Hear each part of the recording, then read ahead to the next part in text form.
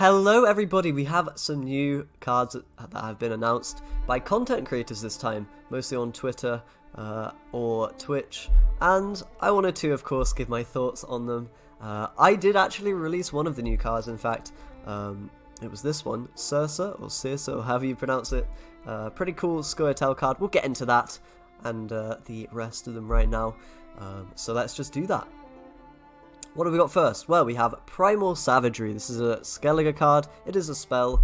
I'm going to have to tell you the provision costs because they're not on this website, unfortunately. So this one is 5 provisions, and it says damage an enemy unit by 2, death blow, spawn and summon a bear abomination on an allied row, random allied row. And a bear abomination is the 5 strength dude that also comes out of the Svalblood Fanatic over here when he, triggers the Berserk ability. So 5 strength doomed bear, effectively, 5 provision card, and you have to kill an enemy unit with 2 damage in order to get that effect.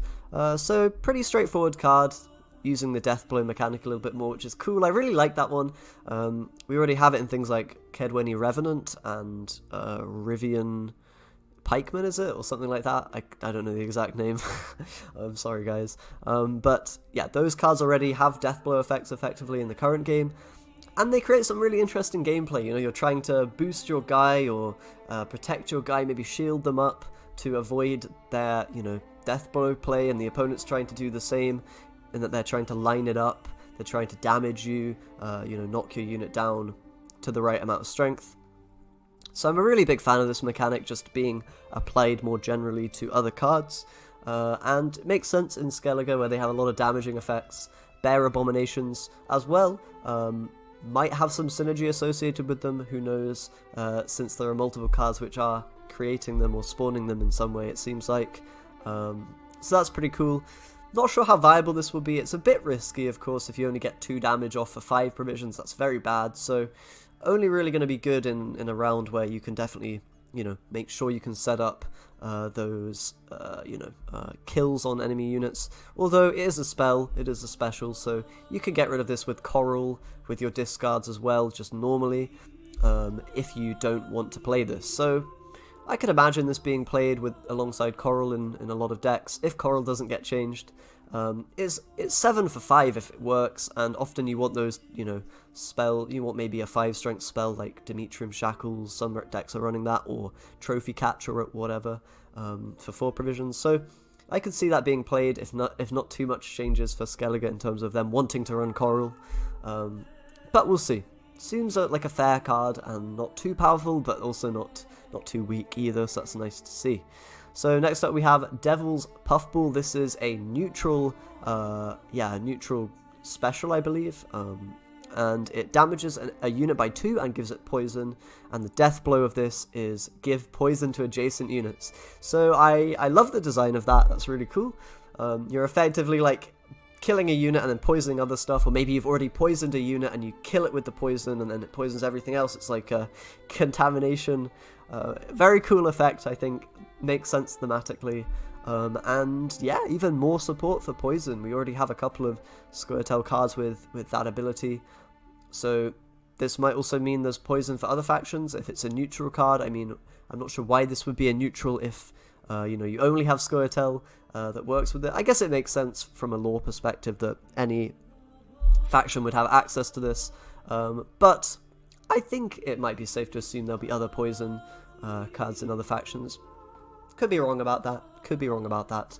But it definitely means more support for Scoia'tael's poison mechanics that they already have. Will it be good? 5 provisions. Again, it's just going to come down to how many big units there are, whether poison as a mechanic is viable. If it is, then giving adjacent units poison, if you have enough poison cards, you might just be able to destroy a ton of stuff. So, could see this being quite good. Could also see it being terrible, just depending on how things go. It's worth noting it can be super dead, like 2 points potentially for 5 if you don't have your poison synergy cards in hand at that time. If something goes wrong and you get to around 3 with this in hand, it's going to be terrible for you. So I'm not sure that this will see play. It's a cool effect though, and if it does, then it'll be quite powerful, I imagine. So the next that was revealed, if you haven't caught the other cards, I of course have other YouTube videos talking about them. If you want to check those out, they're on the channel, so feel free to. So next up is Flader. This is a 5 provision 3 strength card with a deploy of destroy an allied unit and gain vitality for 4 turns. Vitality, of course, a boost by 1 at the end of turn for the unit. So effectively, this is a 7 for 5 if the effect works, you know, for its entirety, and they don't interrupt it by killing this unit or making it purified or whatever.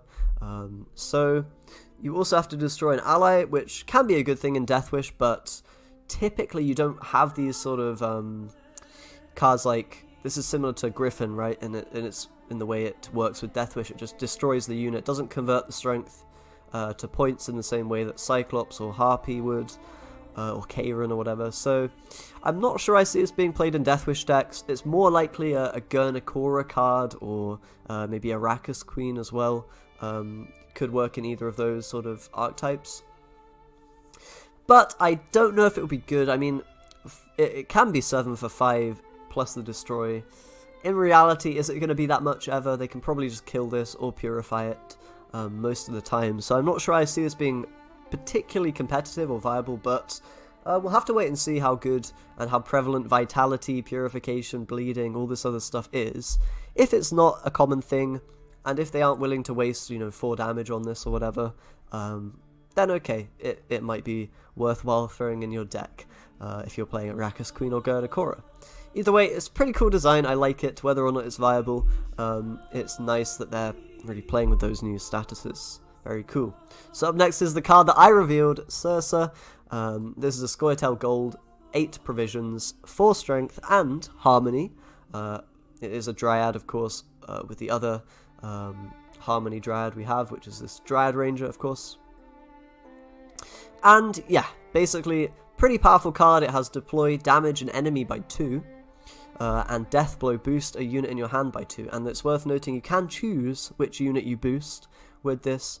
So another Death Blow effect, very nice. So you get a kill on a 2 strength, 1 strength unit, and you get that hand buff synergy with your Sheldon, you know, Mahakam Dwarf, whatever, you know, Mahakam Defender, whatever it's going to be, or just a bit of carryover for later. I think this card's very good because it's 8 points if you hit the 2 damage Death Blow.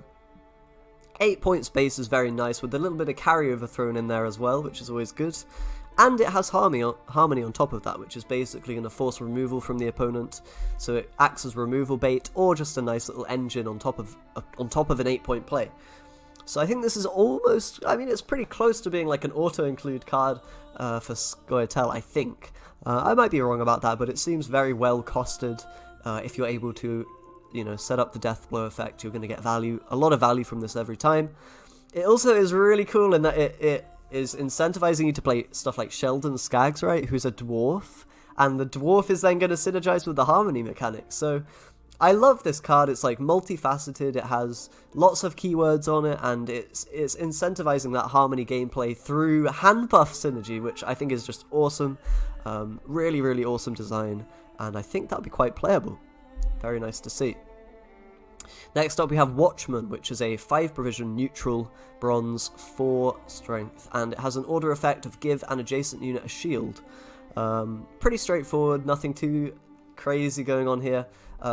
Seems like it will be quite an okay card in some decks, not sure in the vast majority, but if you're playing a deck that really wants some unit to survive for a turn, you could throw down Watchman as a bit of removal bait. You know, maybe the opponent kills it, maybe they don't. If they don't, you give your, you know, card that you need to protect a shield to help it survive the turn that it needs to survive. The obvious interaction that comes to mind is Stefan in Nilfgaard. If you shield him up, you play Watchman, they don't kill it, you shield Stefan when he comes down, he's a lot harder to deal with, and then you can play that double horn, double treason, assassinate, whatever you want, with Stefan Skellen. So I think that might be a combo to watch out for with this. Of course, being able to protect your engines in any faction, this is neutral, is going to be quite nice for some archetypes that are relying on engine value as well. Maybe they can play multiple engines in one turn with something like, you know, Dijkstra, Roach, whatever they call him these days. Maybe you play two engines down and then Watchman shield or whatever. That is in Northern Realms, where we know the shield archetype will already be some kind of thing. with Sentry and Artificer. You can kind of think of this guy like a Watchman, but a little bit better because you have the choice to give Zeal to the to the shield effect. You can play that order immediately at the cost of 1 point by not playing on the ranged rows. So these cards are kind of very similar. Northern Realms is getting a lot of shield synergy by the looks of things, which is a good thing to see. They definitely need that protection for their engines, for them to be, powerful. And it's worth noting this is still, very strong with stuff like Selkirk. That can be a combo that you maybe play. You play your shields onto him and then duel the opponent's units. Anyway, pretty straightforward neutral, and might see some play in some engine-focused decks. Up next we have the Great Oak. This card is pretty cool in my opinion. Gold card, and it's 13 provisions. It is 8 strength with a deploy of damage an enemy unit by the number of cards to the left of self, then boost self by the number of cards to the right of self. So effectively it's rewarding you for row stacking heavily. If you get a almost full row, you can deal, in theory, 8 damage or 8 boost or 4 damage, 4 boost, any combination there. Whatever is fitting for the situation. So in theory you can get up to maybe 16 value with this for 13 provisions. Might be good. The only problem is it's relatively easy to play around row stacking. It's only going to get that big in long rounds as well. And of course with damage, with other effects, then it's possible to shut that row stacking down. So I'm not sure if this will be competitive. I mean, we have Horn, which is kind of doing a similar thing. If you have 4 units, or 5 rather, as you would with Horn, then the Great Oak here is going to be 13 for 13. So that seems pretty fair. As long as Horn is good, I suppose the Great Oak is probably going to be good as well. Maybe playable, maybe not. We'll see. It is a pretty chunky body, which of course is susceptible to tool removal, which is a thing you usually avoid in Scoia'tael. By not playing, too many high strength units, so that's a thing to think about as well. But either way, it's a cool card. I'm really happy to see new, races in Scoia'tael. You've got these big tree creatures now, as well as some kind of beasts or insect-like things. I don't even know what that is. Treant Mantis, as well as all the elves and dwarves and all those races. So that's really exciting to see, and looks like that's the last of the new revealed cards. But very exciting. I like the design of all the cards we've seen so far, to be honest. They're all very, exciting and seem to be quite good, quite playable, and interesting. So yeah, there will be a few more cards released in the coming days. I suppose these are going to be revealed tomorrow and the day after, I assume, so I'll have a video in a couple of days giving my thoughts on the rest of those cards. I am enjoying very much the amount of cards we're getting shown, and I hope you are as well. Thanks a lot for watching, guys. If you enjoyed this video, feel free to subscribe for more, and yeah, I will be seeing you next time.